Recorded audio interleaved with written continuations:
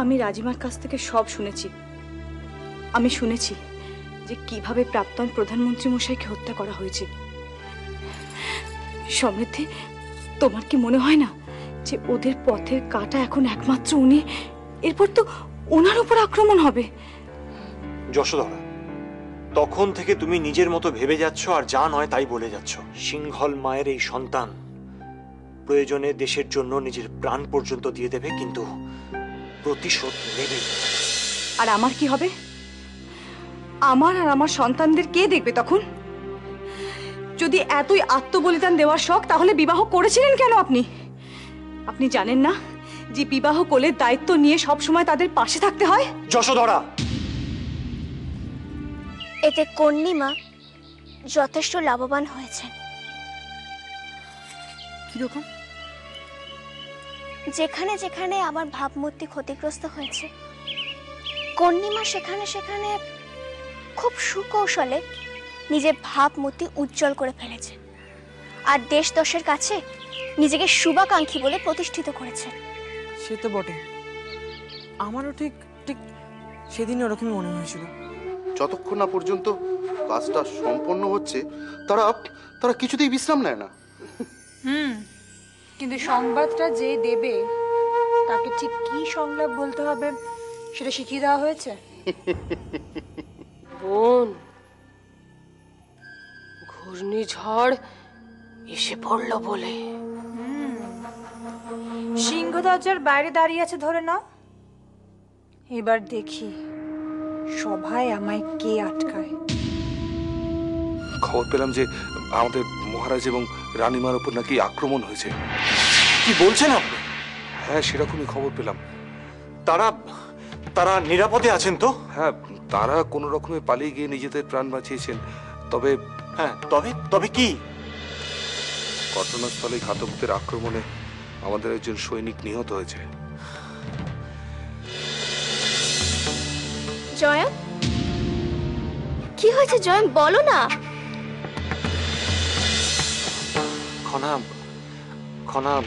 খবর এসেছে যে মহারাজ এবং দিদির ওপর চোরাগুপ্তা আক্রমণ হয়েছে।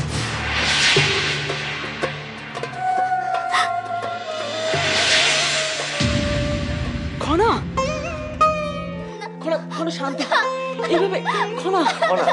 খনা, ওনাদের কিচ্ছু হয়নি। খনা, ওনারা নিরাপদেই আছেন। সভাপতি মশাই, খনাকে বলুন না। রাজকুমারী, আপনি এত চিন্তিত হবেন না, ওনারা নিরাপদেই আছেন। হ্যাঁ খনা, ওনারা নিরাপদেই আছেন। মোক্ষম চাল চেলেছে, তাতে কোনো সন্দেহ নেই। কিন্তু আমার নামও জয়দ্রথ। আমিও দেখব কি করে আপনারা নিজেদের স্বার্থ সিদ্ধি করতে পারেন। আমার তো মনে হচ্ছে বাবা মার আর কোনো বিপদের আশঙ্কা নেই। দেখো, হ্যাঁ, সিংহলের কোনো ক্ষতি হোক। কিসের ক্ষতি মিহির? খনা, জয়ম, জয়ম, তুমি সবাটা স্থগিত করে দাও। আমি গণনা করে দেখতে পেয়েছি বাবা মার বিপদের আর কোনো আশঙ্কা নেই। মিহিরও আমার সাথে একমত। খনা, তুমি আমার একটা কথা শুনবে? কি? সভা হবে কি হবে না সেটা তুমি আমাদের স্থির করতে দাও। তুমি এর মধ্যে জড়িও না। কেন? সমস্যাটা কি শুধু তোমাদের? আমার বুঝি কিচ্ছু না?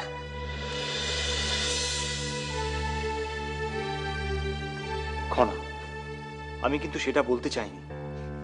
আমি শুধু চাইছি এই রাজনীতি থেকে তুমি নিজেকে দূরে সরিয়ে রাখো।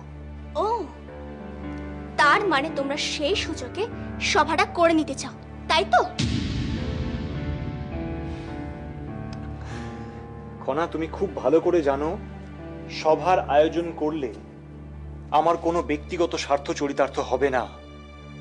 আমি শুধুমাত্র দেশের শান্তির জন্য এতটা উদ্যোগ নিচ্ছি। খানা খানা